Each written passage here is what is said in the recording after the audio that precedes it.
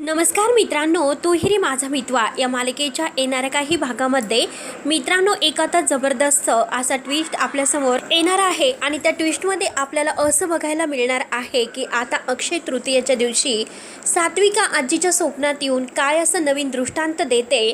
अर्णव आता जेव्हा ईश्वरीला रूममध्ये घेऊन येतो, तिची साथ देतो, तिला म्हणतो की तू एकटी नाही, मी तुझ्या कायम सोबत असेल. आणि त्याच वेळेस ईश्वरी अर्णवला रमाकांत याच्या सत्याविषयी सांगते. रमाकांत जिवंत आहे हे सत्य ऐकल्यानंतर आता अर्णवला तर धक्का बसतो आणि एक आनंदाचा सुद्धा क्षण त्याच्या डोळ्यासमोर येतो. लहानपणीचे त्याचे सगळे काही क्षण त्याला आठवतात. परंतु आजी जेव्हा आता ह्या ईश्वरीला घराच्या बाहेर काढायला जाते आणि ईश्वरी बरोबर जे काही आज ती वागते, तर अक्षय तृतीयेलाच आता सात्विकाचा एक खूप मोठा दृष्टांत आजीच्या स्वप्नात आलेला असतो आणि त्या दृष्टांताने आजी आता स्वतःचं रूप बदलते आणि ईश्वरी आणि खरंच निर्दोष आहे तिची आईसुद्धा हे आजीच्या लक्षात येते. त्यानंतर आता जेव्हा वल्लरी इतकी खुश असते, कारण तिला असं वाटतं की आता घरातील सगळेजण ईश्वरीच्या विरोधात आहे, ईश्वरीचं आता काही एक ऐकून घेणार नाही. पण आता तिला इतका आनंद होऊन ती आता उदयकांतशी फोनवर बोलत असते. पण आता ह्या वल्लरीचं सगळं काही आता रूप आणि बोलणं मात्र ह्या अविनाश मामा आणि आकाश या दोघांनी ऐकलेलं असतं. कारण आकाशने सुद्धा आता नम्रताशी असणारे सगळे संबंध तोडण्याचा निर्णय घेतलेला असतो आणि त्यात म्हणजे वल्लरीने त्यात आणखीनच भर पाडलेली असते नम्रताशी असणारे संबंध तोडण्यासाठी.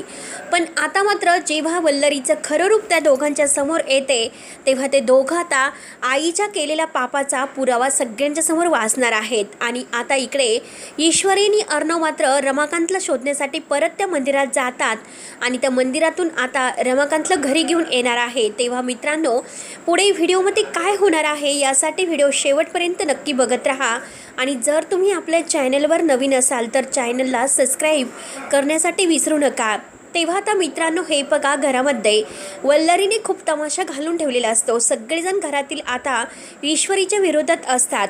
ईश्वरीने काय केलेलं आहे आणि तिच्या आईचे जे प्रताप आहे, तर त्या प्रतापामुळे तिने आपल्या सगळ्या घराला फसवलं. ईश्वरीला याबद्दल माहिती होती, पण तरीसुद्धा ती आपल्या घरामध्ये घुसलीस याचं आता सगळ्यांना वाईट वाटतं. सगळेजण नाराज असतात, ईश्वरीच्या हातचं जेवणसुद्धा करायला तयार नाहीत. आणि त्यात म्हणजे सुप्रिया आणि आता नम्रता तिकडे शुभंकरच्या त्या आजारपणात गुंतलेले असतात. शुभंकरला मार लागलेला असतो, शुद्धीवर आलेला आहे म्हणून त्याला घरी घेऊन येतात, म्हणून त्यांचं आता काही लक्ष नसतं. आणि त्याच वेळेस आता सुप्रिया इकडे ईश्वरीला कॉल करते आणि ईश्वरीला कॉल करून म्हणते की सॉरी ईश्वरी, आम्ही तिकडे नाही येऊ शकलो कारण इकडे शुभंकरवर हल्ला झाला, काही गुंडांनी त्याला मारले. आता हे ऐकल्यानंतर ईश्वरीला फार मोठा धक्का बसतो. ईश्वरी म्हणते की आई काय बोलतेस? आणि त्यात म्हणजे आता ईश्वरीला आईची आठवणच येत असते, तिला आईच्या घरी यायचंच असतं. परंतु अर्णव म्हणतो की नाही ईश्वरी, मी तुला घेऊन जाईल. पण त्याच वेळेस आता आईचा फोन आलेला आहे आणि शुभंकरला लागलेले आहे, म्हणून आता सुप्रियाने हे सगळं काही आता ह्या ईश्वरीला सांगितलेले आहे. आणि ईश्वरीला हे ऐकल्यानंतर आता राहवत नाही. ईश्वरी अर्णव सरांना सर्व काही सांगते आणि ईश्वरी अर्णव सरांना म्हणते की हे बघा अर्णव सर, मी तुम्हाला आणखीन एक सत्य सांगत आहे. अर्णवला तर प्रश्न पडलेलाच असतो, कारण आपल्याच घरामध्ये आता हे फोटो वारंवार आता समोर येतातच कसे, नक्की हे कोणीतरी मुद्दाम करत आहे. त्या दिवशीसुद्धा ईश्वरी तुझ्यासमोर तो फोटो आला आणि त्यानंतर आपल्या कपाटामध्ये मला तो फोटो सापडला. आणि आज जेव्हा आपण आता बारशाच्या कार्यक्रमाला नावाचं जे नामकरण केलं आणि त्याच वेळेस हे फोटो तेथे आलेच कसे, हे सगळं काही आपल्याला शोधून काढायचं आहे. तो एक खूप मोठा प्रश्न आहे. त्यावरती आता ईश्वरी म्हणते की अर्णव सर, मी तुम्हाला आज एक सत्य सांगते. ते सत्य म्हणजे आता रमाकांत राजशिर्के आहे ते जिवंत आहे. जिवंत आहे असं म्हटल्यानंतर अर्णवच्या पायाखालची जमीन सरकते. अर्णव म्हणतो की मी सिंदूर, तू काय बोलतेस? आता ईश्वरी म्हणते की हो अर्णव सर, हे सत्य आहे. ज्या दिवशी आपण रामनवमीच्या कार्यक्रमाच्या दिवशी काही प्रसाद देण्याकरता आणि काही अन्नदान करण्याकरता जेव्हा त्या मंदिरात गेलो होतो, तेथे मी बाबांना पाहिले. आणि ज्यावेळेस आपण बारशाचं खरेदी करायला गेलो होतो त्याच वेळेससुद्धा बाबा तेथे मला दिसले होते, म्हणून मी घाईने बाबांच्या मागे जात होते. आणि बाबा आता एका साधूच्या वेशात आहे, पण माझी नजर कधीही धोका नाही खाऊ शकत, ते रमाकांतच आहे. हे सगळं काही आता ऐकल्यानंतर अर्णव म्हणतो की मग प्लीज ईश्वरी, आत्ताच्या आत्ता आपल्याला त्यांना शोधायला जायचं आहे. अर्णव आता लगेच जायला निघतो. ईश्वरी म्हणते की हे बघा, आपल्याला अगोदर आईकडे जायचं आहे. एकतर तिकडे शुभंकरच्या तब्येतीला झालेला प्रकार ती सांगते, म्हणून दोघंही आता तिकडे अगोदरच सुप्रियाकडे जातात. सुप्रियाला घडलेला सर्व प्रकार सांगतात. सुप्रिया म्हणते की हे बघा अर्णव सर, जे झाले ते चांगलं झाले नाही आणि बरं झालं त्यावेळेस मी तेथे नव्हते, कारण ते मला सहन झाले नसते. पण आज माझ्या ईश्वरीवर जे आरोप होतात, ईश्वरीला जी वागणूक मिळते, पण आता मी शांत नाही बसू शकणार. आता एक असं आहे की धुमाळला शोधावं लागेल. त्यावरती आता सुप्रिया म्हणते की ईश्वरी, तुला रमाकांत राजशिर्के भेटले होते आणि रमाकांत राजशिर्के यांना शोधणं आता खूप गरजेचं आहे आणि तेच आता घरामध्ये येऊन सगळं काही भूतकाळ सांगतील आणि तेव्हा कुठे मात्र आता सगळ्यांच्या मनातील गैरसमज मिटतील. म्हणून अर्णव, सुप्रिया, शुभंकर आणि नम्रता हे सगळेजण आता रमाकांतला शोधायला परत त्याच मंदिरात येतात आणि त्यानंतर आता नम्रताला आकाशचा फोन येतो. आकाशचा फोन आल्यानंतर आकाश म्हणतो की हे बघ नम्रता, आजपासून मला कॉल वगैरे करू नकोस, तुझा आणि माझा काहीच संबंध नाही. याचं फार नम्रताला वाईट वाटतं. नम्रता म्हणते की आकाश सर, तुम्ही असं कसं वागू शकतात? आकाश म्हणतो की हो, तुम्ही त्याच वागण्याच्या लायकीचे आहात. आता नम्रताशी असं आकाश बोलला, याचं नम्रताला फार तर वाईट वाटतंच, परंतु रागसुद्धा खूप येतो.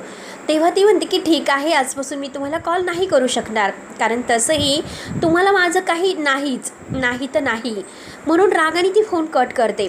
आणि आता शुभंकर म्हणतो की काय झालं? नम्रता शुभंकरला सर्व सांगते आणि घरी गेल्यानंतर मी सर्व काही सांगेल आणि ईश्वरी अर्णवला आत्ता हेच काही सांगायचं नाही. आकाश सर आता टेन्शनमध्ये आहेत आणि म्हणजे त्यांना जर त्यांच्या मनाला वाटत असेल की माझ्याशी असणारे संबंध तोडायचे, तर मलासुद्धा त्यांच्याशी संबंध ठेवायचे नाहीत. नम्रताचा हा निर्णय ऐकून शुभंकरला धक्का बसतो. शुभंकर म्हणतो की हे बघ नमो, तू इतक्या घाईने निर्णय घेऊ नकोस. आणि त्यानंतर आता घरामध्ये अक्षय तृतीयाचा कार्यक्रम असतो. आजीला आता रात्र झाल्यानंतर आजी ही तिला चैनच देत नसते. आजी सारखं विचार करत असते की माझी सात्विका त्या ईश्वरीच्या आईमुळे गेली. ती ईश्वरीची आई कधीही सुखात नाही राहू शकणार, म्हणून तिला आता दोष देत असते. पण काही झालं तरी आता ती ईश्वरीसुद्धा या घरात राहायला नको आहे. पण अगं सात्विका, तुझा चिंटू ऐकायला तयार नाही. तुझं चिंटू तिची साथ देतो आहे. त्यानंतर आजी आता झोपते. आजीला काही झोपेमध्ये एक असं भयंकर स्वप्न पडलेलं असतं. सात्विका आल्याचं कळल्यानंतर आता आजी स्वप्नात पाहत असते की सात्विका आली म्हणून सात्विकाला म्हणते की सात्विका, अगं कुठे होतीस तू? इतक्या दिवसातून आलीस. सात्विका म्हणते की आई, मी तुझे डोळे उघडण्यासाठी आलेले आहे, कारण आज मला तुला हे सांगायचं आहे की ईश्वरी निर्दोष आहे आणि खरंच ईश्वरी चांगली मुलगी आहे. तिची आईसुद्धा निर्दोष आहे. प्लीज तू आता ह्या सगळं झालेल्या प्रकारावर विश्वास ठेवू नको आणि मानाने तिला ह्या घराचं स्थान दे. आजीला आता भयंकर स्वप्न पडल्यानंतर ती सात्विका करत असते आणि तेवढ्यात तिला जाग येते. त्यानंतर आता इकडे वल्लरी फोनवर बोलत असते, ते पण उदयकांतला म्हणत असते की हे पग ज्याची भीती होती शेवटी तेच झालेलं आहे. म्हणजे ती सुप्रिया आणि तिच्या त्या मुलीचं जे कारस्थान आहे ते पुन्हा आमच्या घरच्यांसमोर आले आणि पुन्हा या सगळ्यातून मी वाचले. उदयकांत तिला म्हणतो की तू वाचली, तू तर कधी वाचू शकत नाही. तुझे पुरावे माझ्या हातात आहे. यापुढे फक्त मी तुला पैसे मागतोय आणि ते पैसे मला देत राहा. वल्लरी म्हणते की अरे, तुला जे काही करायचं असेल ते करू शकतो. आत्तापर्यंत मी तुला खूप काही पैसे दिलेत. त्या ईश्वरीला घराच्या बाहेर काढण्यासाठी प्रत्येक गोष्ट तर मी करत आहे. त्या सुप्रियाला मी कायम आयुष्यातून तर उठवलं आणि त्यात म्हणजे तो रमाकांत आणि ती सात्विका हे तर आता कधीही एकत्र येऊ शकत नाही, कारण सात्विका तर कायमची गेलीच आणि ते पण आपण केलेल्या कृत्यामुळे. परंतु मला असं वाटतं की तो रमाकांत जिवंत आहे आणि त्या रमाकांतला शोधावं लागेल, कारण ज्या मंदिरात आम्ही गेलो होतो तर त्या ईश्वरीला त्या रमाकांतचा पत्ता लागलेला आहे. त्यामुळे तू एक काम कर, तुझ्या माणसांना तू रमाकांतला शोधायला पाठव आणि त्यांना पाठवून मात्र रमाकांत कुठे आहे तर त्याला आपण गुंड पाठवून त्याला मारू शकतो. आता हे सर्व आकाश आणि अविनाश मामा हे सर्व ऐकतात आणि त्याच वेळेस अविनाश मामा जोरात वल्लरीवर चिडतात. वल्लरीला म्हणतात की तू कुणाशी बोलते? म्हणजे हे सगळं कारस्थान करणारी तू आहे तर, आणि सगळे दोष ईश्वरी आणि ईश्वरीच्या आईला देतेस का? म्हणून अविनाश मामा आणि आकाश यांचे डोळे उघडतात. आकाशला खूप पश्चाताप होतो. हे सगळं केले आता आपल्या आईने आणि त्याचे भोग भोगते ईश्वरी आणि तिची आई. याचं त्यांना फार वाईट वाटतं, म्हणून ते शांत बसत नाही. आणि त्यानंतर इकडे शोधायला गेलेले आता अर्णव, ईश्वरी, सुप्रिया हे सगळेजण जेव्हा आता रमाकांतला शोधायला जातात आणि त्याच वेळेस त्यांना रमाकांत समोर मंदिरामध्ये दिसतो. आता समोर दिसल्यानंतर अर्णव आपल्या बाबांच्या पाया पडतो, हात जोडतो आणि माफी मागून बाबांना म्हणतो की प्लीज घरी चला. आता रमाकांत म्हणतो की हे बघ बाळा, मी तुला नाही ओळखत. अर्णव म्हणतो की हे बघा बाबा, मी तुमचा चिंटू, लहानपणीचा चिंटू.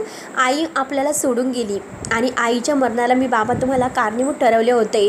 पण आज मात्र ईश्वरीची आई आहे आणि ही माझी बायको ईश्वरी, तुमची सून. सगळी काही ओळख करून दिल्यानंतर दोघंही पाया वगैरे पडतात आणि जे झालेला प्रकार आहे तो सर्व सांगतात. बाबा, आज तुम्हाला घरी येण्याची खूप गरज आहे आणि आता प्लीज तुम्ही आमच्यासोबत घरी चला. अक्षय तृतीयाला मात्र आता बाबासुद्धा घरी अर्णव, ईश्वरी घरी घेऊन येणार आहेत आणि त्यात म्हणजे अविनाश मामा आणि ही आकाश यांचेसुद्धा डोळे उघडून आता हे वल्लरीचं खरं रूप त्या दिवशी त्यांच्यासमोर आलेले असते. म्हणून ह्या अक्षय तृतीयाला राजशिर्क्यांच्या घरामध्ये हा एक भयानक प्रकार घडतो.